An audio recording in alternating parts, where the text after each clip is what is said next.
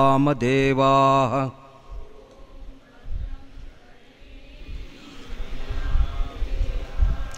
भद्रं पश्येमाक्षभिर्यजत्राः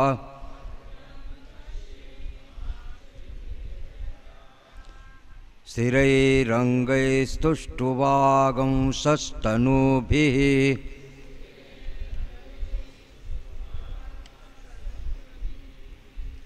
व्यशेम देवहितं यदायुः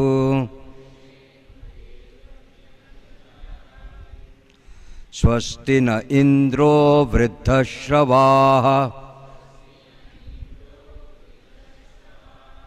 स्वस्ति नः पूषा विश्ववेदाः स्वस्ति नस्तार्क्ष्यो अरिष्टनेमिः स्वस्ति नो बृहस्पतिर्दधातु ओम शांति शांति शांति।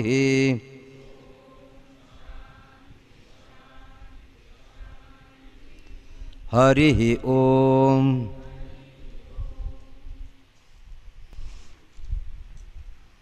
द्वा सुपर्णा सयुजा सखाया समानं वृक्षं परिशस्वजाते। जीवात्मा और परमात्मा इसी देह का आधार लेकर के हर जीव में उपस्थित है।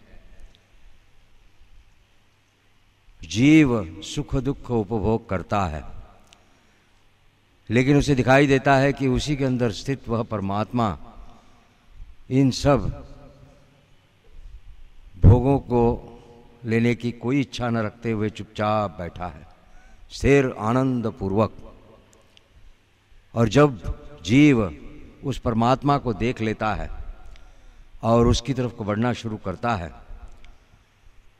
तब जाकर के उसके भी दुख दूर हो जाते हैं। सुबह के सत्र में हमने दूसरा मंत्र लिया तो था, लेकिन उसका अर्थ नहीं देखा, क्योंकि मैंने आपको कहानी सुनाई उसके साथ में। समाने वृक्षे पुरुषो निमग्नः। एक ही वृक्ष में वह पुरुष, यहाँ पर पुरुष शब्द से जीवात्मा को लिया है। निमग्नः, वो क्या हो रहा है? अनीशया शोचति मुह्यमानः। वो मुह्यमान हो गया है, मोहित होकर के वो शोचति, शोक करता है, क्योंकि वो सुख दुख इसलिए ये फल खाता है, ये फल खाता है, वो फल खाता है। अनीशया, उसमें कोई आशा नहीं रही। लेकिन यदा, जब, जुष्टम पश्यति, जब वो उस दूसरे वाले पक्षी को जब देखता है कि जो बिल्कुल शांत है, आनंद पूर्वक है, ऐसा वो क्या है? ईशम, वो ईश है, ईश्वर है, और उसकी महिमा को देखता है, महिमानम इति, तब वो वीत शोक हो जाता है। ऐसे यहाँ पर ऋषि बता रहे हैं उसको। जब तक हम अपने आप को सीमित समझते हैं, तब तक हम सुख दुख इसके दोलायमान में होते हुए इन सब चीज़ों का अनुभव करते हैं। यह जगत में जितनी सब चीज़ें हैं, जो भी कुछ बना है, वह उत्पन्न होने के बाद नाश अवश्य उसका होता है, और इसी के कारण ही जीव को सुख और दुख अनुभव करना पड़ता है। क्योंकि जब है तब सोचता है सुखी है, जब नहीं है तब वो दुखी हो जाता है। हर वस्तु, हर चीज़, हर जीव, यह शरीर अभी अच्छा है, बाद में शायद खराब हो जाए, उससे दुख होने लगता है कि शरीर क्यों खराब हो गया। जवानी में हम अच्छे थे, दौड़ धूप करते थे, चलते थे, कितनी यात्रा कर सकते थे, लेकिन जैसे जैसे उम्र बढ़ती चली गई, एक सीमा लांघने के बाद में पता लगा कि अब दौड़ धूप कर नहीं पाते। मुझे ये अनुभव हुआ। शिमला में 3 महीने रहने के बाद, 2-2.5 महीने रहने के बाद मुझे लखनऊ में जाना था, इसलिए मैं नीचे उतरा। फिर लखनऊ से दिल्ली बनारस गया, बनारस से दिल्ली, और दिल्ली से वापस जैसे ही मैं फिर वापस शिमला पहुंचा, दौड़ सब दौड़ ही रहा था। कहाँ 7,000 फुट पे था, नीचे आ गया 500-600 फुट पर, और उसके बाद फिर दौड़ करके फिर 7,000 फुट पे चढ़ गया। अब ये 57 ईयर्स ओल्ड शरीर एक्लेमेटाइजेशन के लिए समय लेगा ना, ये भूल गया था। जाते ही शिमला में 2 दिन बीमार पड़ गया, सो गया, सोना ही पड़ा, टैबलेट खाओ, ये करो वो करो। पहले बड़ा दुख हुआ कि अरे ऐसा क्यों हो रहा है। देखिए दुख होता है, मैं तो अच्छा था, कुछ नहीं, वो थोड़ा सा वो स्टेशन में क्या खाया, इससे पहले मैं बाहर स्टेशन, होटल, दुकान, जहाँ जो मिल जाए खा लूँ, मुझे कोई असुविधा नहीं होती थी। इस बार वो कालका स्टेशन में क्या खाया, उसके बाद देखा पेट खराब। शिमला में जाकर के पता नहीं कैसे कैसे लग रहा है, लगता है उल्टी हो जाएगी, क्या हो जाएगा। तब पता लगा नहीं दुख करने की क्या ज़रूरत है, ये तो उम्र का लक्षण है। उम्र हो गई, अब वो शरीर उस तरह से नहीं चलता, मशीन पुराने हो गई, अब उसमें से वही एफिशिएंसी कैसे मिलेगी। नई गाड़ी जितनी तेज़ी से चलती है, पुरानी गाड़ी उतनी तेज़ी से नहीं चल सकती, वो फट फट फट फट बैकफायर मारती है। क्या करेंगे। और ऐसा समझा करके फिर अपने दुख को थोड़ा सा शमन किया और फिर सो गया। 2 दिन सोया, 2 दिन सोने के बाद में फिर अच्छा लगने लगा, फिर कहा हाँ अब ठीक है कर। लेकिन फिर तब से 15 दिन बाकी थे नागपुर के लिए, फिर उतरना है मुझे। तब से मैं ये सोच करके बैठा हूँ कि अभी ज़रा सावधान, क्योंकि फिर नीचे उतरना है, फिर दौड़ धूप है, और 15 दिन के बाद में फिर तुम जो वापस पहुँचोगे तो बी केयरफुल, क्या खाना है, क्या करना है, रेस्ट ठीक से लेनी पड़ेगी। इसलिए कई लोग मुझे कह रहे थे महाराज इधर चलिए, महाराज उधर चलिए। मैंने कहा महाराज अब कहीं नहीं जाएंगे, आश्रम में रहेंगे, प्रवचन करेंगे और कमरे में विश्राम करेंगे, बस। ये ऐसे होता है, हम सोचते हैं ऐसा, हमारी सोच के अनुसार हमारे सुख और दुख लगे ही रहते हैं। अब उसका परिमाण किसी किसी चीज़ से तीव्र हो सकता है या मंद हो सकता है, इतना ही फर्क है। और सुख दुख से परे जाना हो तो फिर अपने आप को इस देह छोड़ करके कुछ अदेह विदेह अनंत स्वरूप में रखने से, फिर देह क्या है, चल रहा है नहीं चल रहा है, कुछ भी है, उससे कोई फर्क नहीं पड़ता। श्री रामकृष्ण का देह भाव बहुत कम रहता था, लेकिन जब रहता था तब गड़बड़ हो जाती थी। माँ शारदा इनकी तबीयत ठीक नहीं रहती, इसलिए वो क्या दूध पिलाती थी। तो आप लोगों ने पढ़ा है वो प्रसंग, 1 लीटर दूध को कम करके कम करके कम करके उसको और भी कितना कम करके बना के देती थी। अब ठाकुर पूछते थे ये कौन सा दूध है, कैसा है, नहीं ठीक है नॉर्मल दूध करके वो पी जाते थे, और उन्हें कुछ नहीं पता, कभी पेट खराब नहीं हुआ। फिर आकर के वो गुलाब माँ ने आकर के बोला कि अरे वो तो इस तरह से करती है क्या, तुरंत दस्त शुरू उनके। ये ठाकुर की कहानी अद्भुत अद्भुत है। ठाकुर के जीवन से हम ये वेदांत की बातें बहुत अच्छी तरह से समझ सकते हैं। ठाकुर के जीवन में होने वाली घटनाओं को देखिए और उसके साथ में फिर शास्त्र और उसकी विचारधारा को मिलाने से प्रति इसमें हमको मिलेगा, दिखेगा कि ठाकुर ये दिखा देते हैं अपने जीवन से, ऐसे ऐसे होता है, ऐसे ऐसे होता है। इस तरह से उनका चलता था। तो यह सुख दुख हमको सबको लगा है। ठाकुर जब असीम अवस्था में है तब उन्हें कुछ नहीं, कोई परेशानी नहीं, कुछ नहीं होता। लेकिन जब थोड़ा सा मन नीचे भक्तों के लिए उतार करके देह में लेके आते हैं तब कष्ट होता है, बात नहीं कर पाते। काशीपुर में पड़े हैं, लेटे हुए हैं तो लेटे ही हैं बेचारे, उठ नहीं पाते, शरीर इतना दुर्बल हो गया। और फिर क्या हुआ, एक दिन शाम को माँ शारदा ऊपर में से देखती हैं, ऊपर वाले कमरे में रहती थी वहाँ पर, वो देखती हैं ठाकुर वहाँ से कमरे से बाहर निकले, नहीं नीचे रहती थी, सीढ़ी के नीचे वाले कमरे, कि ठाकुर सीढ़ी से नीचे उतरे, दौड़ करके बगीचे में गए और फिर एक पेड़ के पास गए, उसके बाद वहाँ 1 मिनट रुके, उसके बाद दौड़ के वापस आके अपने कमरे में लेट गए। उनको बड़ा आश्चर्य लगा कि अरे ये तो उठ नहीं पाते, चल नहीं पाते, बोल नहीं पाते, ये कैसे दौड़ के चले गए। बाद में जाके पूछा तो बोले कि वो क्या था कि वो लड़के सब बाद में पेड़ के नीचे बैठ के ध्यान करने वाले थे, और उसी पेड़ के नीचे एक सांप का बिल है। तो मैं जाके सांप को बोल आया, मेरे बच्चे वहाँ बैठ के ध्यान करेंगे, तुम ज़रा दूसरी तरफ चले जाओ करके। ये हमने पढ़ी है कहानी। तो इस तरह से अब कैसे कर लिया उन्होंने, कैसे उनका मन देह से उठा लिया, फिर देह को एक मशीन बना करके चले गए। कोई दुख नहीं, कोई कष्ट नहीं, दौड़ के चले गए। लेकिन जब केवल देह के बारे में, जब देह में हैं, ऐसे हैं, तो फिर हिल नहीं सकते, चल नहीं सकते, बोल नहीं सकते, ऐसे हो जाते हैं। उनके ही जीवन से हम देखते हैं, अपने आप को असीम अगर हम अनुभव करेंगे तो सुख दुख कुछ नहीं रहता। वीत शोक, शोक चला जाएगा। लेकिन अगर शरीर के साथ में सीमित सोचेंगे तो ये सुख दुख लगा ही है। हर व्यक्ति पूछता है कि हमको दुख क्यों होता है, और अजीब चीज़ क्या है, सभी को ऐसा लगता है कि शायद मुझे ही ज़्यादा दुख होता है, सबसे ज़्यादा दुख मुझे ही हुआ है, दूसरों को नहीं हुआ। मेरे जीवन में जो समस्याएं हैं वो सबसे कठिन समस्याएं आई हैं, ऐसे किसी को नहीं आती। सारी दुनिया आनंद में है, एकमात्र मैं ही बहुत दुख में हूँ। ऐसा कुछ भी नहीं है इस जगत में, ऐसा कोई व्यक्ति नहीं कि जिसको दुख नहीं होता, कष्ट नहीं होता। कुछ लोग मुंह पर दिखाते हैं, कुछ लोग नहीं दिखाते हैं। अगर वास्तविक रूप से कोई कष्ट ना हो तो आदमी कष्ट को बुला लेता है, खींच के लाता है। ठाकुर कहते हैं ना कि विधवा हो गई, कुछ नहीं है, कोई बच्चा नहीं, कोई पालन की जिम्मेदारी नहीं, तो बोले बिल्ली पाल करके संसार करते हैं। ठाकुर देखिए इस तरह से समझाते हैं करके। तो दुख को हम बुलाते हैं, सुख दुख लगे ही हैं।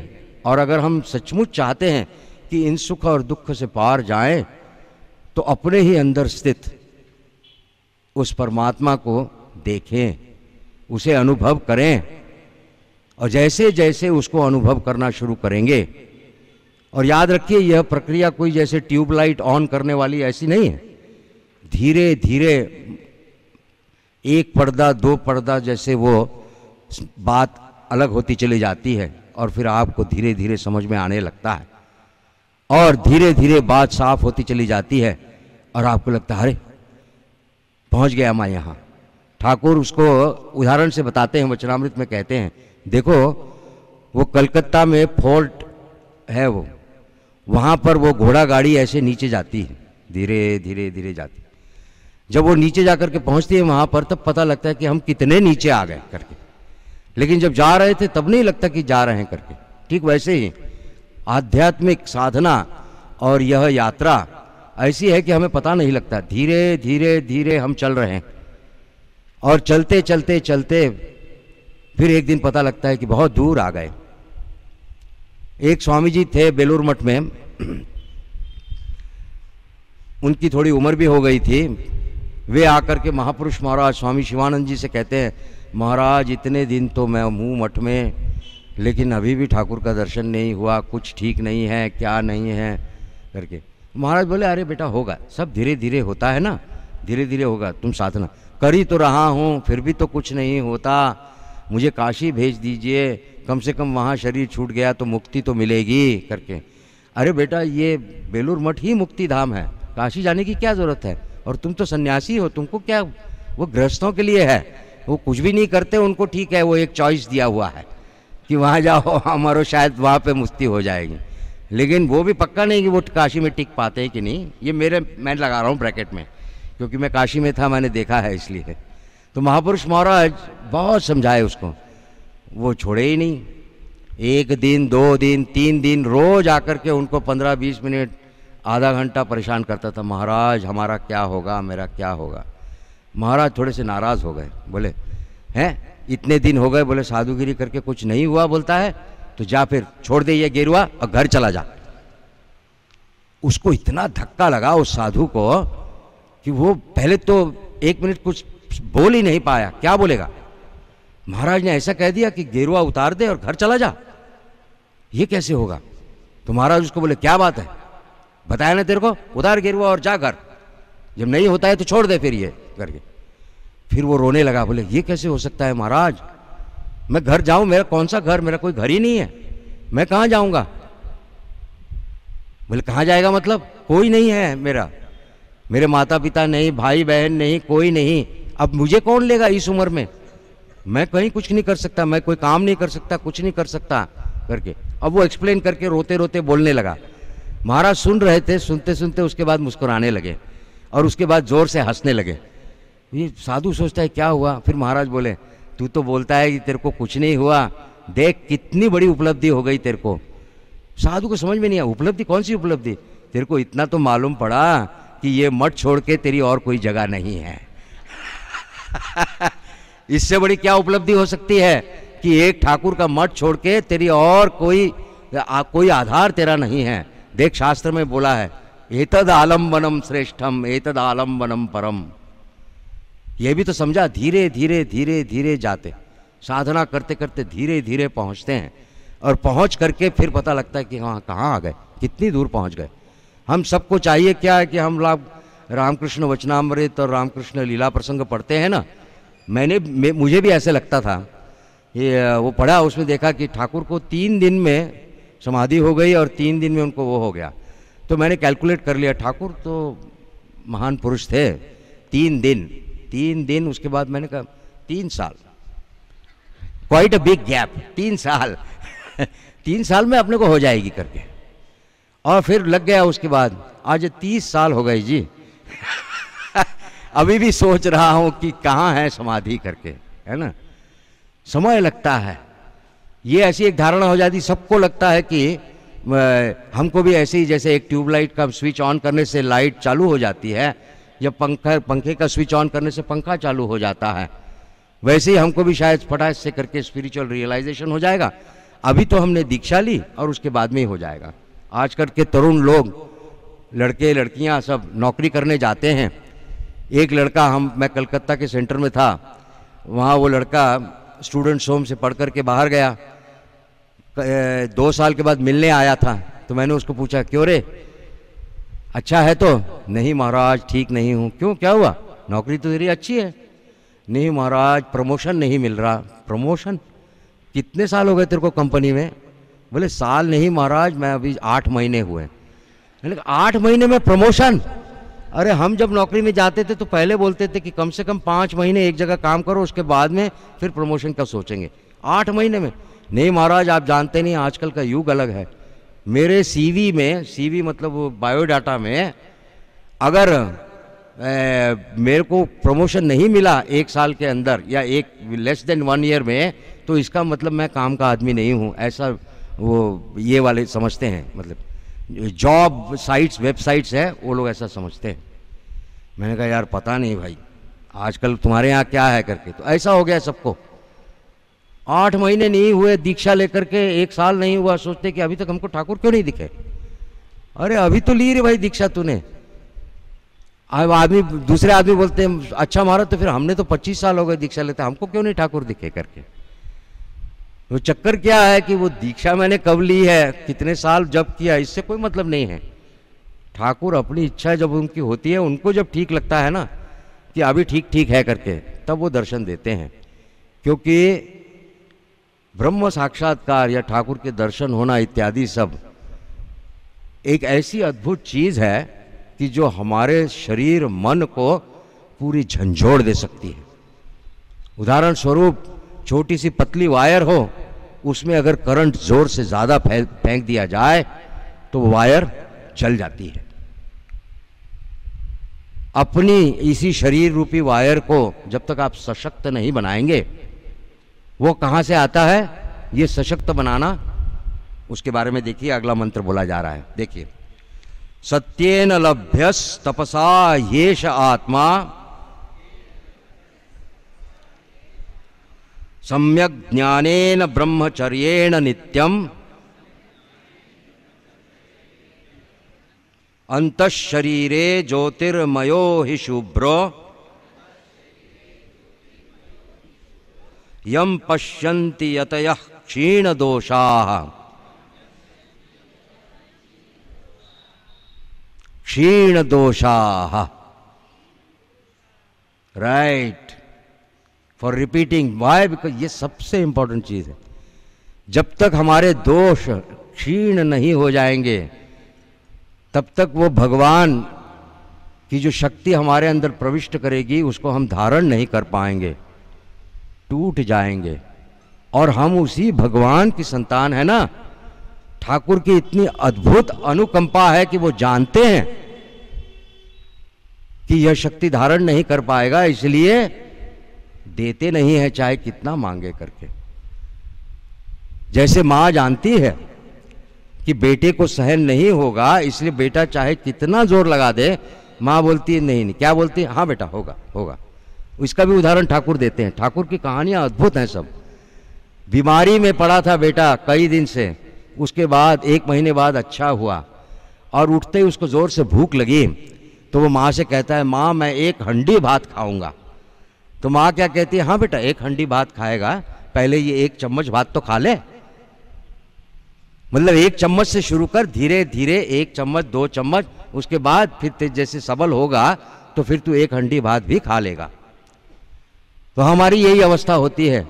भव रोग में पीड़ित होकर पड़े थे पता नहीं कितने जन्मों से, ये दीक्षा मिलने के बाद अब भूख लगी अध्यात्म की, और उठते ही हम कहते हैं 1 हंडी भात ब्रह्म ज्ञान प्राप्त कर लेंगे। मां शारदा और श्री रामकृष्ण कहते हैं हाँ बेटा जरूर 1 हंडी भात खाएगा ना तू, तेरे को भी ब्रह्म ज्ञान मिलेगा। तू ऐसा कर, पहले 1 चम्मच थोड़ी साधना तो कर ले, ऐसे तेरे को धीरे धीरे धीरे धीरे मिलेगा। मुंडकोपनिषद यहां इसका ही वर्णन करें, इसलिए कह रहे सत्येन लभ्यस, सत्य के द्वारा मिलेगा, सत्य से मिलता है। ठाकुर तो कहते हैं कलियुगेर तपस्या सत्य, है ना। कलियुग में सत्य ही तपस्या है, बहुत बड़ी तपस्या, सत्य का पालन करना, और ऐसा सत्य कि जो दूसरों को परेशान ना करे, ये भी याद रखना है। इस सत्य का पालन, सत्येन लभ्यस। फिर कहा तपसा, तपस मतलब केवल एक पैर पे खड़े होना या 25 दिन उपवास करना, ये सब नहीं, वो तो शारीरिक कष्ट देना है। तपस की ठीक ठीक परिभाषा आपको भगवत गीता में मिलेगी। शारीरिक तपस, मानसिक तपस, वाचिक तपस, वहां देखिए और उसको अपने जीवन में लाना शुरू करिए, तो फिर देखेंगे कि हमारे दोष क्षीण होने शुरू हो जाएंगे। और वो जैसे जैसे कम होते चले जाएंगे, ठीक ठाकुर वैसे वैसे हमको थोड़ा थोड़ा और अधिक दिखाएंगे, थोड़ा और अधिक दिखाएंगे। ये एक दृश्य देख, और एक देख, और एक देख करके धीरे धीरे देंगे। सत्येन लभ्यस तपसा ही एष आत्मा, और कहते हैं सम्यक ज्ञानेन, और ठीक ठीक ज्ञान से, ऐसा नहीं आधा अधूरा नहीं, ठीक ठीक ज्ञान से। हम कैसे समझेंगे ठीक ठीक ज्ञान है? इसलिए जब भी कुछ ऐसा लगता है कि ये हुआ है, तो जो ज्ञानी पुरुष हैं उनसे जाकर के पूछना चाहिए, और वो ठीक कर देते हैं, बताते हैं कि ऐसा नहीं ऐसा है, ऐसा नहीं ऐसा है करके। तब पता लगता है कि सम्यक ज्ञान, संपूर्ण ज्ञान क्या होता है। फिर कह रहे ब्रह्मचर्येण, और फिर कह रहे नित्यम। सन्यासी के लिए ब्रह्मचर्य 100% माना जाता है। गृहस्थाश्रमी में रहने वालों के लिए ब्रह्मचर्य का अर्थ होता है कंट्रोल। कुत्ते बिल्ली की तरह से दिन रात नहीं करना है, कंट्रोल करना है। ये बताया जाता है, बताया गया है, और अवस्था से भेद होता है। अगर आप गृहस्थाश्रम में रहते हुए कहें कि मैं सन्यासी की तरह से संपूर्ण ब्रह्मचर्य करूंगा, तो वो गलत है, दैट इज नॉट राइट। वो सन्यासी के लिए धर्म दिया है, गृहस्थाश्रम में यह धर्म नहीं चलता। आपको रखना है, चलाना है, कर्तव्य करना है, लेकिन इसलिए कहा कंट्रोल। ब्रह्मचर्य का अर्थ है कंट्रोल, कंट्रोल करना है, उच्छृंखल नहीं होना, यह कंट्रोल, और यह नित्य प्रतिदिन करना है। तब क्या होगा? क्षीण दोष होने के बाद में अंतःशरीरे ज्योतिर्मयो ही शुभ्रो यम पश्यन्ति, उस शुभ्र ज्योतिर्मय अक्षर ब्रह्म को आप ही अपने ही अंदर अंतःशरीरे पश्यन्ति, देखेंगे। ऐसे यति लोग कह रहे हैं जो क्षीण दोष हो गए हैं। क्षीण दोषाः यतयः। क्षीण दोष, सारी साधना, सारे जप ध्यान उछल कूद, सत्य बोलो, अमुक करो तमुक करो, जो भी कुछ करना है वो केवल दोषों को क्षीण करने के लिए है। जैसे जैसे दोष क्षीण होते चले जाएंगे, भगवान तो अंदर ही है, वो कहीं बाहर से थोड़ी आने वाले हैं, वो तो सिर्फ अंदर से प्रकाशित हो चले आएंगे। उनको कोई अलग से न्योता नहीं देना पड़ता, वो खुद आते चले जाएंगे, खुद अपने आप ही प्रकाशित होते चले जाएंगे। कांच को साफ करते करते करते करते अंदर की वस्तुएं साफ दिखाई देना शुरू हो जाएंगी। अंदर दिया रखा, बाहर काली वाली कांच है तो दिया दिखाई नहीं देता। कांच को काली निकालते चले जाओ तो दिया का प्रकाश और अधिक दिखेगा, थोड़ा और अधिक दिखेगा, फिर और दिखेगा, और जब एकदम कांच एकदम साफ हो जाएगी तो शुभ्र, ज्योतिर्मय शुभ्र। ठीक वैसे ही होता है, ठीक ऐसे होता है। साधना करते करते करते करते हम अपने आप को क्षीण दोष बनाते हैं, और क्षीण दोष होते होते उसके बाद में हमारे ही अंतर्निहित वह सदैव रहने वाले परमेश्वर, उसको परमेश्वर कह लीजिए, रामकृष्ण कह लीजिए, अक्षर ब्रह्म कह लीजिए, ये केवल नाम है, जो भी वो हैं वो बाहर प्रकाशित होना शुरू हो जाएंगे। देखिए, और सत्य की महिमा फिर से बता रहे हैं। यह वाक्य भी मुंडकोपनिषद का विशेष कॉपीराइट वाक्य है। सत्यमेव जयते नानृतम सत्येन पंथा विततो देवयानः येनाक्रमन्ते ऋषयो ह्याप्त कामा यत्र तत् सत्यस्य परमं निधानम। ये बताया, सत्यमेव जयते नानृतम, सत्य की ही विजय होती है, असत्य की नहीं, उपनिषद बता रहा है।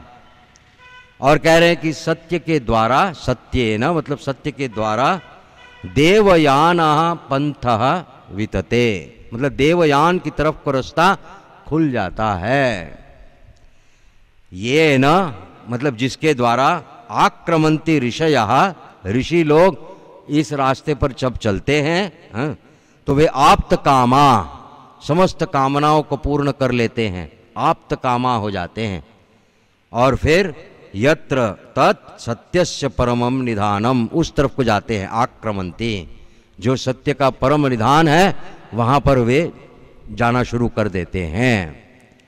इस श्लोक के अर्थ को जब कहा कि सत्यमेव जयते, असत्य की जय नहीं होती, एक जगह मैंने इस तरह के बारे में बताया, और उसके बाद में प्रश्नोत्तर में मुझे इतने प्रश्न आए कि दिन रात हम देखते हैं स्वामी जी कि मैं सत्य पर था, लेकिन मुझे छोड़ करके दूसरे आदमी को प्रमोशन मिल गया है। एक सत्यवादी आदमी था, उसको जेल हो गई, और जो असत्य कर रहा था वो तो मिनिस्टर बन गया। तो ये उपनिषद का वाक्य तो झूठ है, ऐसा करके वो बताने लगे। मैंने कहा हाँ भाई, शायद झूठ होगा, मुझे भी ठीक मालूम नहीं, क्योंकि उनके मन में जो विचारधारा थी उनके साथ मुझे चर्चा करने की आवश्यकता नहीं थी, क्योंकि यह आध्यात्मिक बात है, व्यवहारिक बात नहीं चल रही। वो क्या बता रहे हैं कि सत्य के द्वारा देवलोक खुलता है करके बताया है, प्रमोशन के द्वार खुलते हैं ऐसा नहीं बोला है वहां पर धन संपत्ति मिलती है ऐसा नहीं बोला है। उपनिषद ने ये नहीं कहा है कि सत्येन धनम लप्स्यते, ऐसा नहीं कहा है, प्रतिष्ठा लप्स्यते ऐसा नहीं कहा है। क्या कहा है कि विततो देवयान, हाँ ऐसा ही कहा है। बहुत लोग सोचते हैं फिर ये सब नहीं है तो फिर सत्य का पालन करने की हमें क्या जरूरत है, दुनियादारी सब झूठ पर चल रही है तो हम भी झूठ करें। हाँ करो ना, नो प्रॉब्लम, गो अहेड। कौन हम मैं कुछ भी नहीं कहूँ, नहीं बताइए ना आप ठीक से कि ये करना चाहिए वो करना चाहिए। तो फिर उनको मैं पूछता हूँ तुम्हारे जीवन का उद्देश्य क्या है? मुझे पैसा कमाना है। फिर मैंने कहा तुम मेरे पास क्यों आए हो भाई पूछने के लिए? I am not the fit man. तो दूसरा आदमी उसके बगल में खड़ा था, बोला लेकिन मेरे जीवन का उद्देश्य मैं भगवान को प्राप्त करना चाहता हूं। मैंने कहा फिर तेरे लिए है ये सत्येन, सत्य को पकड़ो तभी मिलेगा, नहीं तो नहीं होगा। जिसका जैसा उद्देश्य वैसा वैसा चलता है करके। अब इस तरह से सत्य का पालन करके आदमी क्या पहुंच सकता है, कर सकता है, जी सकता है, रह सकता है। ठाकुर के पिताजी तो थे भैया, उनकी सारी संपत्ति हड़प कर ली गई क्योंकि वे असत्य वचन नहीं करेंगे करके। बच्चे बीवी सब साथ में रहते हुए भी उन्होंने असत्य वचन नहीं करूंगा यह संकल्प किया। घर दार छोड़ना पड़ा, 2-4 पुटलियां लेकर के रास्ते पर आ गए, लेकिन उन्होंने सत्य को नहीं छोड़ा। कहां रहेंगे ये नहीं पता, वे सन्यासी नहीं थे, उनकी जिम्मेदारी थी, पत्नी थी, बच्चे थे। पास के गांव में दूर वहां पर एक मित्र था, इसलिए मित्र के घर आए। अब वो सत्य को पकड़ करके थे, इसलिए मित्र ने उनको एक जगह दी, छोटी सी जमीन भी उनके नाम से करके दी, घर बना करके दिया। इतना ही नहीं, साक्षात विष्णु भगवान उनको सपने में आके बोलते हैं मैं तेरे घर में तेरा पुत्र होकर के आऊंगा करके, क्योंकि ये सत्य का पालन करते हैं, उन्हें पैसे की जरूरत नहीं है। उस दृष्टिकोण से देखिए कि सत्यमेव जयते, मतलब क्या जयते? आध्यात्म जयते। सत्य के द्वारा अध्यात्म को प्राप्त किया जा सकता है, असत्य से नहीं किया जा सकता। और इसलिए कह रहे कि सत्येन पंथा विततो देवयानः, और जो ऋषि आप्त काम हो गए हैं वो इसी सत्य के द्वारा जो परम धाम है, निधान है, उसकी तरफ को वो जाते हैं। श्री रामकृष्ण के पिता खुदीराम चट्टोपाध्याय जी को और कोई कुछ करना नहीं पड़ा, वे वैसे ही ईश्वर में लीन थे। भगवान जिनके घर में स्वयं पुत्र के रूप में आते हैं, उनको और अलग से मुक्ति की क्या आवश्यकता है, वो तो सदैव मुक्त ही हैं, ऐसा है। यही ये मंत्र यहाँ पर हमें समझाता है। सत्यमेव जयते मतलब अल्टीमेटली सत्य ही आपको उस परम धाम पे लेके जा सकेगा, असत्य नहीं ले जा सकता। असत्य करके आप इस जगत में कुछ पैसा, 2-4 बिल्डिंग कमा लेंगे, 10-5 गाड़ियां हो जाएंगी, 10-15 ओहदे आपके हो जाएंगे, लेबल आपके लग जाएंगे अमुक अमुक अमुक करके, लेकिन उसकी भगवान नहीं मिलेंगे आपको, शांति नहीं मिलेगी, आनंद नहीं मिल सकता। पैसे होने के बाद भी सुख नहीं प्राप्त होता, चाहे कितने करोड़ों रुपए की संपत्ति हो, चाहे कुछ हो जाए, चाहे आप केवल 5 स्टार होटल में रहें, लेकिन आपको सुख नहीं मिल सकता। जिस सुख की आप कामना सोचते हैं कि मुझे मिल रहा है, वो सुख नहीं मिलता। वो सुख किस में मिलता है? जब उसकी इच्छाएं कम हो जाती हैं, जब उसके पीछे दौड़ने वाले भूत कम हो जाते हैं। भय भय भय करके वो भर्तृहरि ने वैराग्य शतकम लिखा है, उसमें लिखा है यही, भोगे रोग भयम कुले च्युति भयम वित्तेन्द्रपालाद भयम, ऐसा करके बहुत सुंदर श्लोक है। भोग में रोग का भय है, वित्त में राजा का मतलब टैक्स का भय है, ऐसे करके उन्होंने सब चीजों में दिखाया कि भय है भय है भय है। और फिर कहा वैराग्यम एव अभयम। भय कहाँ समाप्त होता है? जहां वैराग्य। जब किसी के पास कुछ है ही नहीं तो उसको कोई चीज डर नहीं लगती। फिर संपत्ति होने से ये डर है कि चोरी हो जाएगी, चोर आ जाएगा। घर बनाया इतना बड़ा, फिर ताला लगा करके गए घूमने को कि कुछ दिन उधर घूम के आते हैं, वापिस आए पता लगा घर खाली, चोरी में चोर ने सब ले गए। फिर बड़ा दुख होता है, कुछ नहीं कर सकते। ये लगा ही है तो वो कौन सुखी रहता है? जिसको पता है मेरे पास है ही नहीं, कुछ होने की चीज ही कोई नहीं है, वही राजा की तरह से रह सकता है, ठीक ठीक राजा की तरह से, वही सुखी है, वही आनंद है। इसका मतलब ये नहीं कि आप संपत्ति मत बनाइए, आप करिए संपत्ति, लेकिन यही बता रहे हैं कि सत्य का पालन करते करते ही सत्य की ही जय होती है, मतलब सत्य से ही ब्रह्म दर्शन होते हैं, असत्य से नहीं। अगला मंत्र देखिए, बृहच्च तद दिव्यम अचिन्त्य रूपम सूक्ष्माच्च तत् सूक्ष्मतरम विभाति दूरात् सुदूरे तदिहांतिके च पश्यत्सु इहैव निहितं गुहायाम।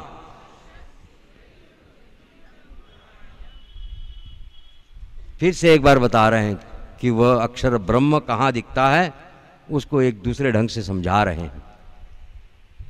बृहत है, बृहच्च तत्, वो विशाल है अक्षर ब्रह्म, दिव्य है, अचिंत्य रूप है।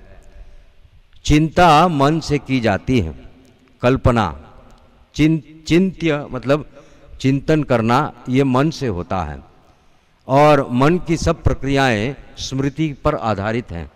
हमारे स्मृति में जो चीज़ें उपलब्ध हैं उसी के द्वारा मन उस पर विचार करता है। स्मृति में नहीं है तो मन विचार नहीं कर सकता। इसलिए कहा कि हमारे स्मृति में अक्षर ब्रह्म है ही नहीं, हमें पता ही नहीं, मालूम ही नहीं क्या है, तो हम उसका चिंतन कैसे करेंगे। इसलिए कहा अचिंत्य रूपम। मन से जितना भी चिंतन कर ले कि ऐसा है वैसा है वैसा है, नहीं, ऐसा नहीं है, क्योंकि मन से उसको पकड़ा नहीं जा सकता। मन से हम कल्पना कैसी भी कर लें लेकिन वो वैसा नहीं है। कल ही ब्रह्मचारी महाराज को मैं उदाहरण, बात चल रही थी तो उदाहरण दे रहा था।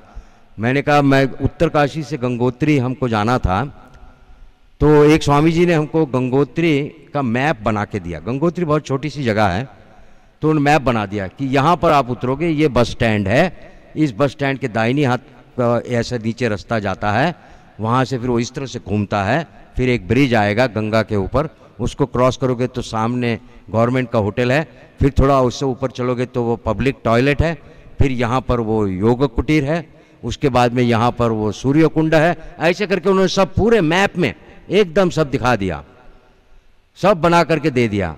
हमने भी सोचा वाह, हमको समझ गया, वंडरफुल, गंगोत्री इज फैंटास्टिक, सब मालूम हो गया। क्या हमने उसको सोच लिया, जान लिया, मैप से सब देख लिया, कर लिया? नहीं नहीं। फिर जब प्रत्यक्ष गंगोत्री पहुंचे तो देखा स्वामी जी ने जो मैप बनाया था वो 100% करेक्ट है, नो डाउट, उसमें कोई शंका नहीं। लेकिन वो मैप से वो गंगोत्री का जो सौंदर्य है उसको नहीं बता सकते थे। वो वहां जाकर के बस स्टैंड पे खड़े होकर के हम सिर्फ आंखें फाड़ फाड़ के देख रहे थे। और जैसे जैसे आगे बढ़ते चले गए, हर दृश्य ही जैसे ऐसे लगता था कि जैसे एक धक्का मार रहा है हृदय को, अरे बाप रे ये क्या, अरे बाप रे ये क्या। वो सूर्य कुंड कहा, लेकिन वो सूर्य कुंड के सामने खड़े हुए तो पता लगा क्या रौद्र रूप माँ गंगा का है। ऐसे गिरती है जोरी से, तेजी से, धड़ाम से नीचे, बाप रे बाप। और वो पत्थर ऐसे हो गए हैं माँ गंगा के प्रवाह के कारण कि जैसे कप बन गया हो, ऐसे उसमें निर्माण हो गए खांचे। ऐसा अद्भुत गंगोत्री, उसकी जो असली महिमा है वो तो आप अनुभव करने से अक्षर ब्रह्म की महिमा को जान सकते हैं। इसलिए कहा कि अचिंत्य रूपम, मतलब अगर हम चिंतन करके, अब मैं आपको प्रवचन में ये बता दूं, शास्त्र बेचारे ऋषि कितनी मेहनत करके बार बार रूप बताने, ये मैपिंग कर रहे हैं, दिस इज कॉल्ड मैपिंग।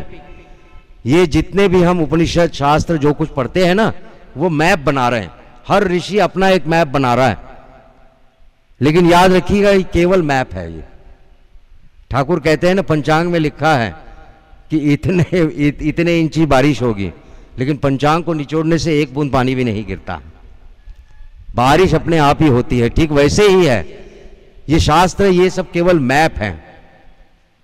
किस लिए? कि आपको इंफॉर्मेशन हो गई कि हाँ ऐसा ऐसा कुछ होता है करके। उसके बाद जब आपको प्रत्यक्ष अनुभव होगा तब समझ में आएगा, हाँ तब आप कहेंगे लाटू महाराज की तरह से, सुधीर पंडित ठीक बोलता है। तब आपको समझ में आएगा कि हाँ बिल्कुल ऐसा ही है, बिल्कुल ऐसा है।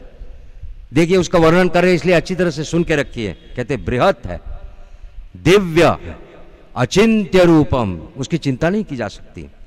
सूक्ष्माच्च तत् सूक्ष्मतरम विभाति, जिसको हम सूक्ष्म सूक्ष्म सोचते हैं उससे भी वो अधिक सूक्ष्मतर है, लेकिन उसके बाद भी वो विभाति, जैसे प्रकाशित है।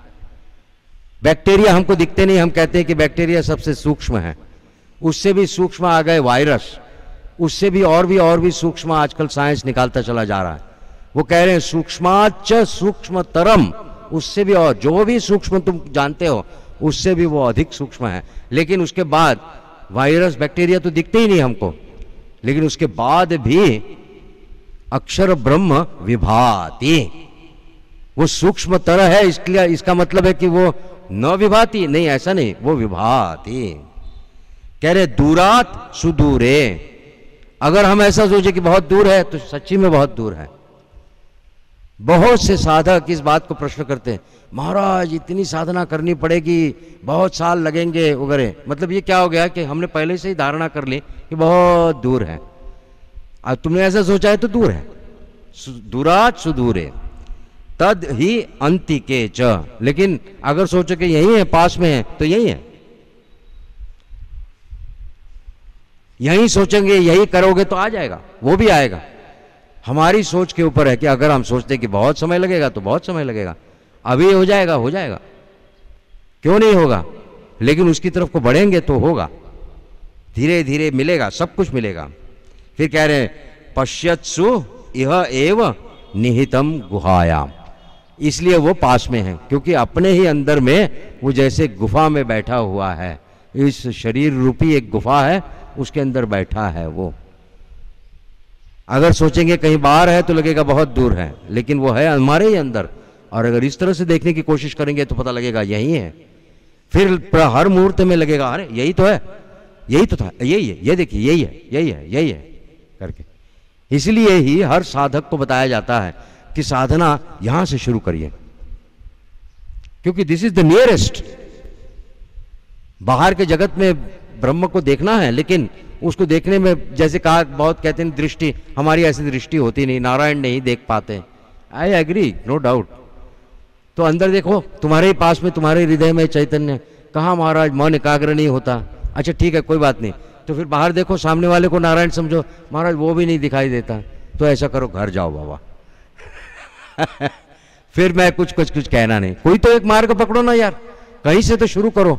वो कह रहे दूरात सुदूरे तदुहंति केच, क्योंकि वो यही इधर है। कहीं से शुरू करो, इधर से शुरू करो, उधर से शुरू करो, कहीं से भी जाओगे तो वहीं पहुंच जाओगे तुमको जहां जाना है करके। अब तुम जिस दिशा से लोगे फिर भी जाओगे। ठाकुर को एक आदमी, एक सज्जन आके पूछ रहे थे वहां पर, एक आदमी अगर एक रास्ते से जा रहा है, वो गलत रास्ता हो तो उसका क्या होगा करके। तो ठाकुर बोलते क्यों, वो भी आएगा। बोले कैसे आएगा, देखो ना, तुमको जाना था पश्चिम में और तुम चले पूरब की तरफ को।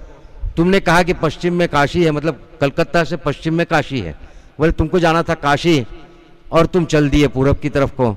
थोड़ी दूर के बाद में तुम जाके किसी से तो पूछोगे ना कि भाई काशी कहाँ है करके, तो वो बोलेगा भैया तुम कहाँ आ गए, ये तो उल्टी जगह है बेटा, काशी तो उस तरफ को है, जाओ, दिखाई देगा तुमको रास्ता।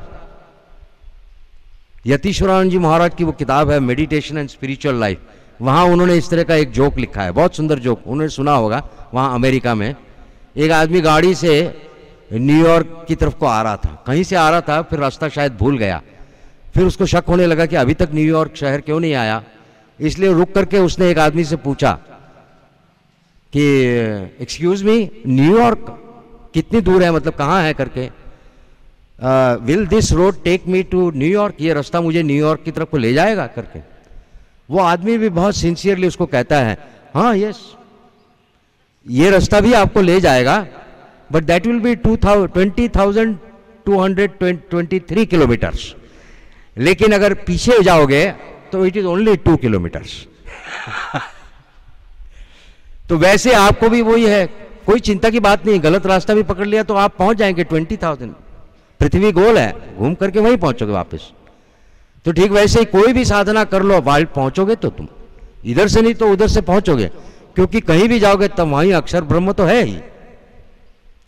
एक दिन तुमको मालूम ही पड़ेगा कि यार यहां तो, अरे देखो तो ऐसी कोई चिंता नहीं है, साधना शुरू तो करो, अंदर से करो, बाहर से करो, कहीं से भी करो, पहुंच जाओगे, अक्षर ब्रह्म की तरफ को जरूर पहुंच जाओगे।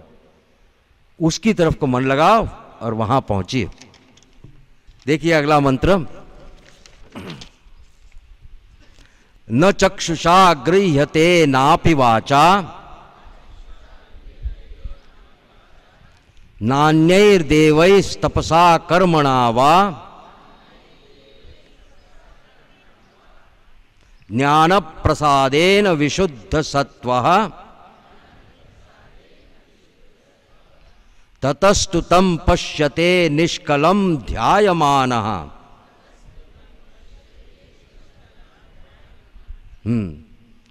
अब बता रहे हैं, उपनिषद इसी तरह से बोलता है बार बार, ऐसे इस तरह से होगा और फिर बीच बीच में यह भी बोलता है इससे नहीं होगा, इसलिए कह रहे हैं न चक्षुषा गृह्यते, आंखों से नहीं देखा जाएगा करके बता रहे हैं। मतलब इस साधारण आंखों से हम देखने की कोशिश करेंगे शायद नहीं दिखेगा, लेकिन विशुद्ध सत्व होने से फिर इसी आंखों से देख सकते हैं।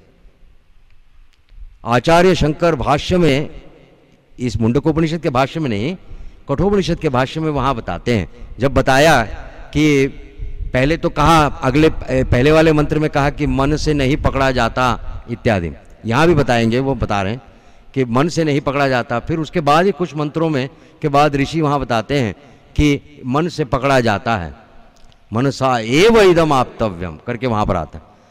तो आचार्य वहां तुरंत कहते हैं कि वो मन कौन सा है, कहते हैं आचार्य आगम संस्कृतेन मनसा, उसकी व्याख्या करते हैं विशेषण लगा करके कि गुरु, आचार्य गुरु और शास्त्र के द्वारा साफ सुथरा किया हुआ जो मन है उसके द्वारा पकड़ा जा सकता है।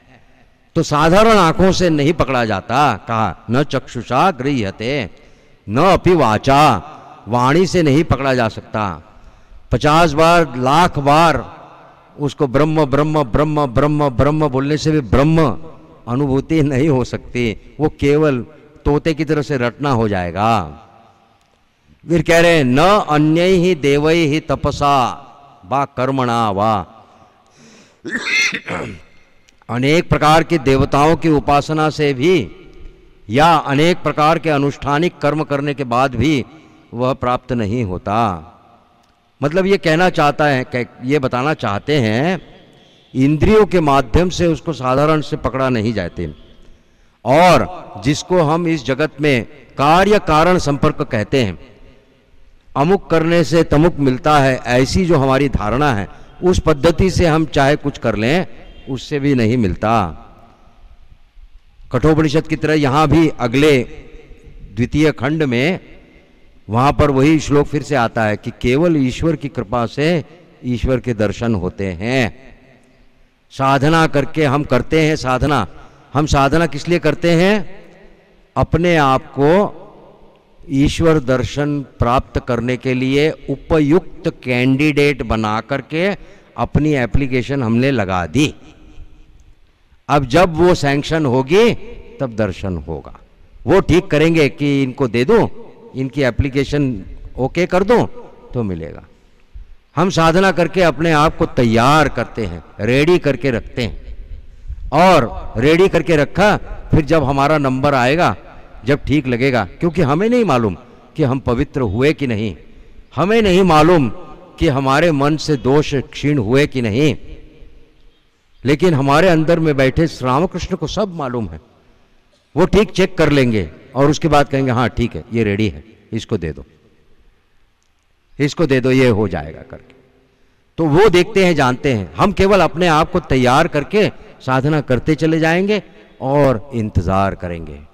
लेकिन केवल इंतजार, साधना नहीं करेंगे, नहीं, ऐसा नहीं, क्योंकि अगर साधना नहीं करेंगे तो क्या हो जाएगा, फिर दूसरी जगह गलत जगह फंस गए तो फिर और लंबा टाइम लग जाएगा।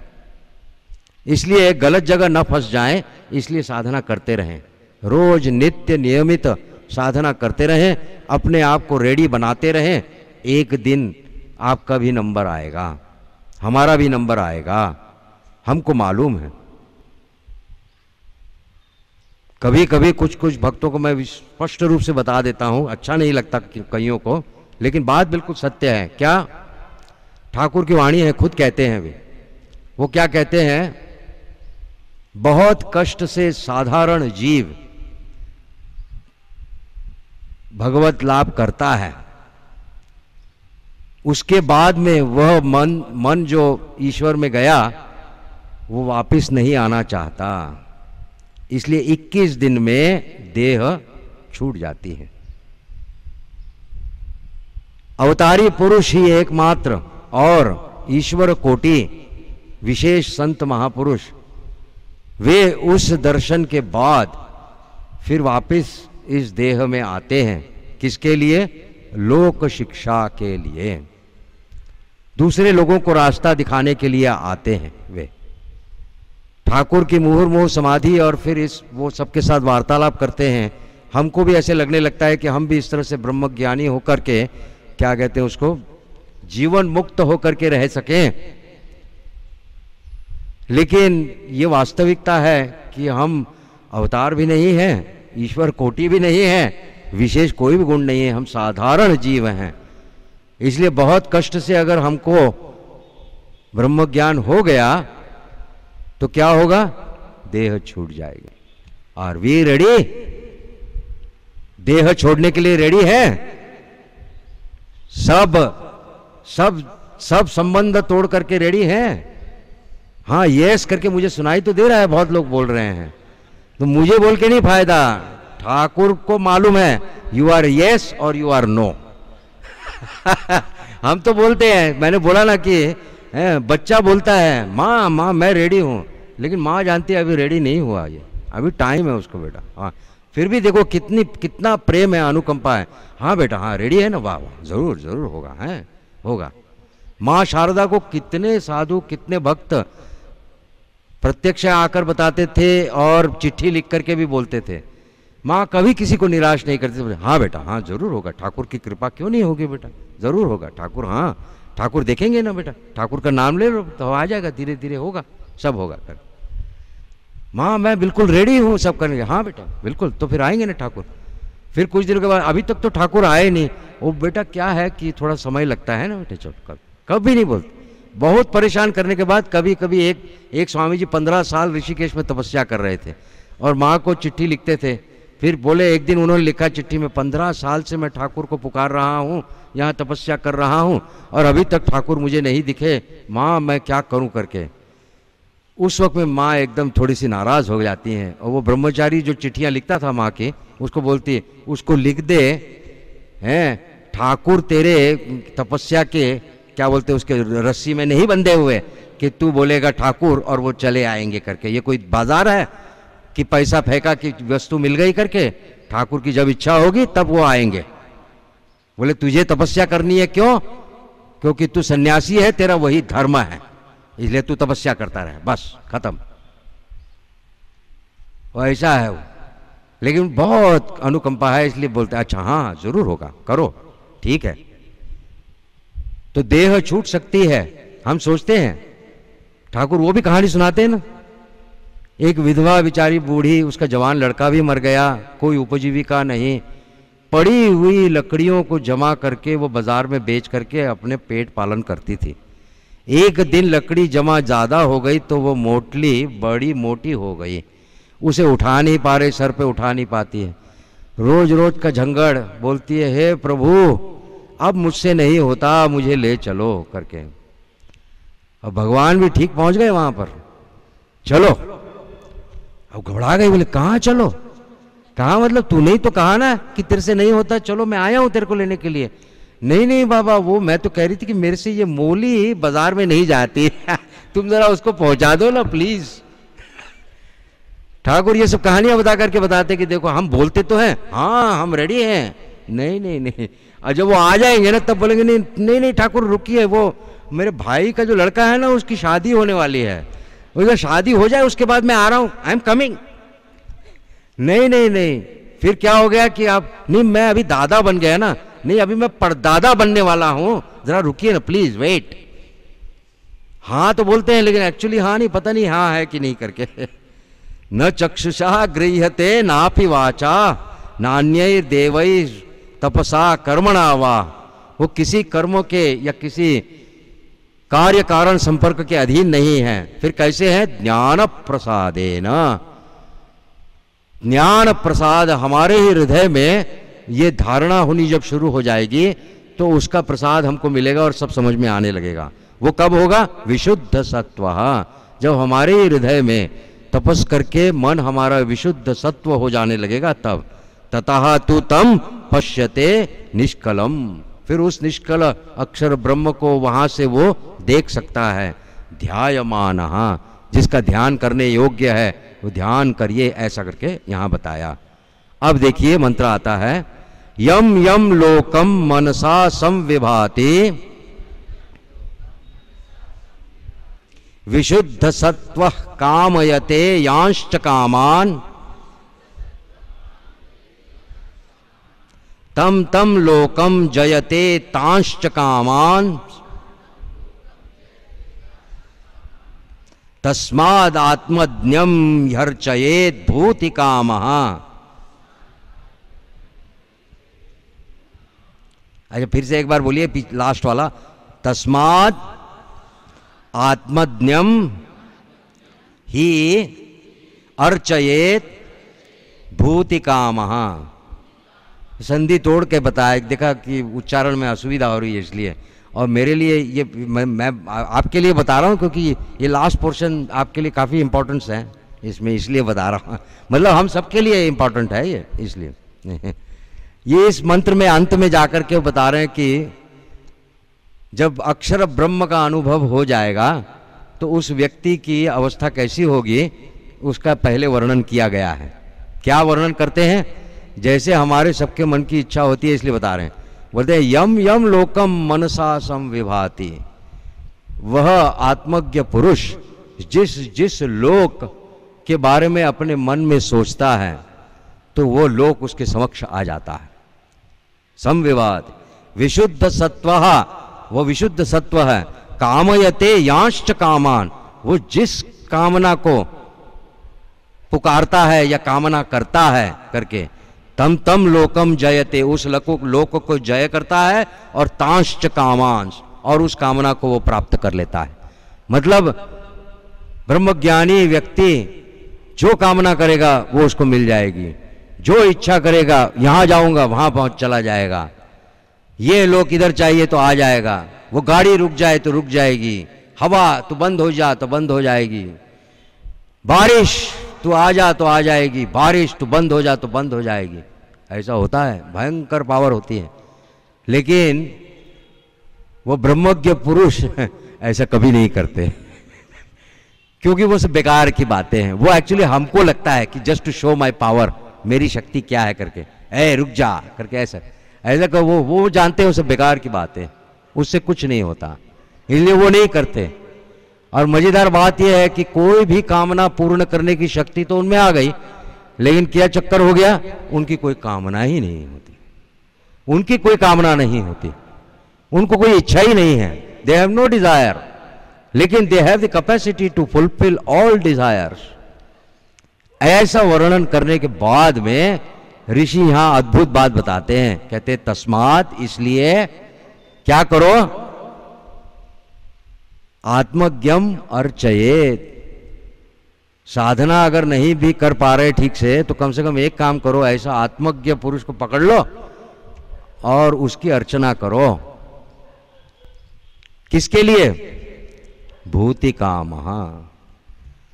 पैसा चाहिए, पावर पोजीशन चाहिए, आत्मज्ञम श्री रामकृष्ण बैठे हैं, उनकी प्रेम से अर्चना करो, पैसा भी मिल जाएगा, प्रमोशन भी हो जाएगा, बड़ी पोस्ट भी मिल जाएगी, लेकिन ठाकुर नहीं मिलेंगे। क्यों? क्योंकि आपने जो कामना की वो मिलेगा। अगर वो खुश हो गए, क्यों? अगर उनकी इच्छा हुई, उनकी इच्छा से सब कुछ हो सकता है, तो ठाकुर ने अगर इच्छा कर ली तो हो जाएगा। देखिए वचनामृत में प्रसंग आता है, वहां पर ठाकुर बैठे हैं दक्षिणेश्वर में, और एक दिन एक लड़का आता था, एक तरुण लड़का आता था, और रोज करीब करीब रोज या बहुत बार आता था, और बहुत गरीब लड़का था। वो छोटा सा एक पुड़िया लेके आता था, उसमें शायद 1 या 2 संदेश छोटे से हुआ करते थे, वो रोज ला करके लगते। श्री रामकृष्ण उस पुड़िया को हाथ नहीं लगाते थे कभी। एक दिन बैठे बैठे, बाकी सब भक्त बैठे हैं, वो लड़का आकर के चला गया, देखा बड़ी देर तक वो आया बैठा था और उसके बाद वो चला गया। तो ठाकुर बोलते हैं, क्योंकि वो किसी के मन को दुखाते नहीं ना, इसलिए वो कहते हैं ये जो लड़का आया था ना, इसके मन में धन संपत्ति की कामना है, इसलिए ये मिठाई लेके आता है। अच्छा लड़का है, खराब नहीं है, लेकिन उसके मन में ये है, इसलिए मैं कभी हाथ नहीं लगाता। अगर इसकी मिठाई मैं ग्रहण कर लूँ ना तो इसको मिल जाएगा, बोलते। सब भक्त लोग बोलते हैं तो महाराज फिर ले लीजिए ना, ग्रहण कर लीजिए। अच्छा कर लूँ? फिर पूछते कर लूँ? भक्त बोलते हाँ हाँ करिए ना करके, और ठाकुर हाथ बढ़ा करके उसकी मिठाई को उठाते हैं और छोटा सा कणा एक ग्रहण करते हैं। उसके बाद से उस लड़के का भाग्य बदल जाता है। उसके बाद से वो, उसको पता नहीं कहाँ से, वो एक दुकान में काम करता था, प्रिंटिंग, ये किताबें बेचने वाले की दुकान, छोटी सी दुकान थी। वो दुकानदार वो दुकान बेचना चाहता है, तो उसकी मामी अपने गहने बेच करके उसको पैसे देती है, वो दुकान चलाता है। और वो जब दुकान चलाता है तो वो दुकान बढ़ती चली जाती है। और ऐसा होता है इसका कि वो बड़ी प्रिंटिंग प्रेस करता है, एक अखबार छापता है, बहुत किताबें छापता है और बहुत कोटिपति हो जाता है। वो वास्तविक है, उसका नाम था उपेंद्र नाथ मुखर्जी, उपेन मुखर्जी, उपेन बाबू करके बोलते थे सब। इतना ही नहीं, ठाकुर उसको प्रेम करते थे। क्यों? क्योंकि जानते लड़का अच्छा है करके। उसकी शादी की बात हुई, उसकी माँ और उसकी मामी शादी की बात करने जाते हैं, तो ठाकुर बोलते हैं देख ऐसे वैसे लड़की नहीं, मैं तेरे को बताता हूँ।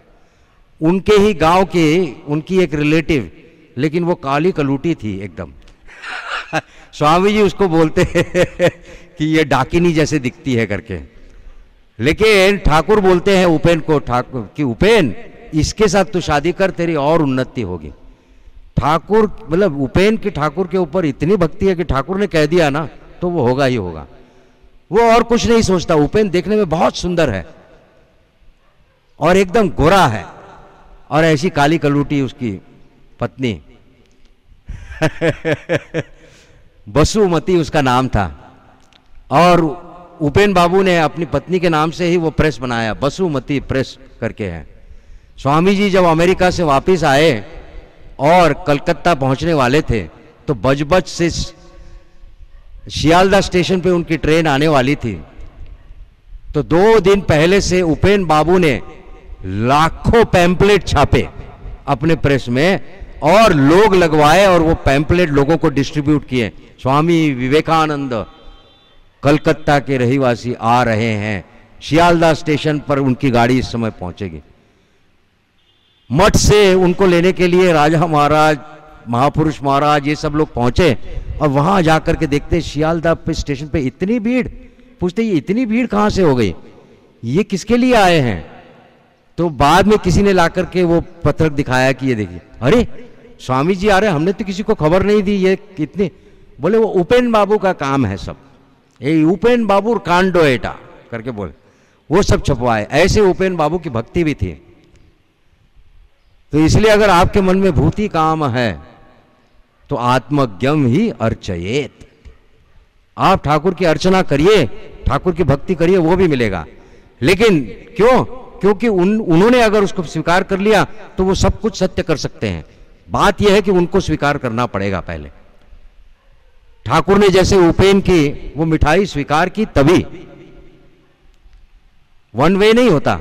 उपेन कई बार आया, लेकिन ठाकुर ने सब समय नहीं किया उसको।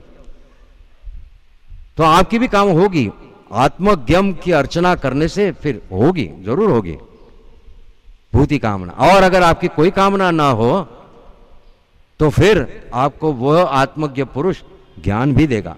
भाष्य में इसके बारे में लिखा है, वहां पर ये बताते हैं, आत्मज्ञ पुरुष की जो सेवा करते हैं, जो उनकी सेवा करते हैं, उनको उस आत्मज्ञ पुरुष के पुण्य कर्मों का फल मिलता है। क्योंकि आत्मज्ञ पुरुष के कर्म तो सब समाप्त हो गए, और जो उनकी निंदा करते हैं, उनके विरोध में जाते हैं, तो उस आत्मज्ञ पुरुष के जो पाप फल हैं वो सब उसको मिलते हैं जो उनकी निंदा करता है। ऐसा तो हम हमारे यहाँ पर रामकृष्ण मिशन में भी है, आत्मज्ञ ज्ञानी स्वामी जी के जो सेवक हैं उन सबको फल मिलता है, सबको मिलता है। मैं आगे और डिटेल में नहीं बताना चाहूँगा, महाराज जानते हैं, देखा है सबको, देखो कईयों को देखा है। आत्मज्ञ पुरुष की सेवा करने से, उनकी अर्चना करने से हमारे मन में अगर ब्रह्म ज्ञान ही मात्र है तो वो भी मिलेगा, लेकिन अगर दूसरी कामना है तो वो कामनाएं पूर्ण भी होंगी। ऐसा होता है, यही मुंडक उपनिषद यहाँ बता रहा है। इसके बाद और एक खंड रह गया, वहाँ पर इसी बात को फिर से बताया और उसके बाद में सन्यास की बात कही और दोहराया, और इसलिए शायद मुंडक उपनिषद को सन्यासियों का उपनिषद ऐसा कहते हैं। और एक प्रमाण मंत्र करके माना जाता है यहाँ पर कि तपसो वाप्य लिंगात करके यह शब्द वहाँ पर आता है, इत्यादि इत्यादि। लेकिन हमारा समय समाप्त हुआ। मैंने अपनी तरफ से मुंडक उपनिषद के महत्वपूर्ण सभी बातें आपको बताने की कोशिश की। यह भी प्रयत्न किया कि आप इसको अपने जीवन में कैसे ला सकते हैं। मैंने जो टेक्निक्स आपको बताई होंगी अगर दो चार कोई, तो वो मैंने अपनी बनाई है। इसलिए इसका मतलब यह नहीं है कि यही एकमात्र ऐसी चीज़ है। आप खुद अपने जीवन में अपनी पद्धति से अपनी एक प्रक्रिया निकाल सकते हैं। उद्देश्य हमको ब्रह्म विद्या या ब्रह्म ज्ञान और मन शांति तुष्टि इसकी प्राप्ति की है। हम अपने जीवन की धारा को देखते हुए अपनी पद्धति से खोज के निकाल सकते हैं। शास्त्र हमें तत्व बताता है, मार्ग के निर्देश कर देता है, कुछ करणीय बातों को बताता है और कुछ अकरणीय बातों को बताता है कि इनको मत करना। वही हमने देखा कि सत्य बोलो, ऐसा मत करो, ऐसा करो। अब अपने जीवन में हमको उसको ढालना है और उसको हम कर सकते हैं। बाकी जो मंत्र मुंडक उपनिषद में हैं, आप घर में पढ़िए, चिंतन करिए। 1 साल आपको मौका है, चिंतन करिए। अगले साल अगर शिविर में मुझे फिर बुलाया तो फिर उपनिषद लेके आपसे चर्चा करेंगे। आज यहीं समाप्त करते हैं। मुझे बड़ा आनंद आया मुंडक उपनिषद फिर से।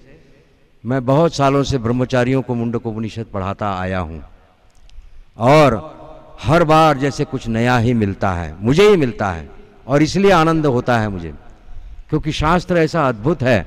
अभी तक कम से कम 17-18 बार मुंडक उपनिषद मैं पढ़ा चुका हूँ।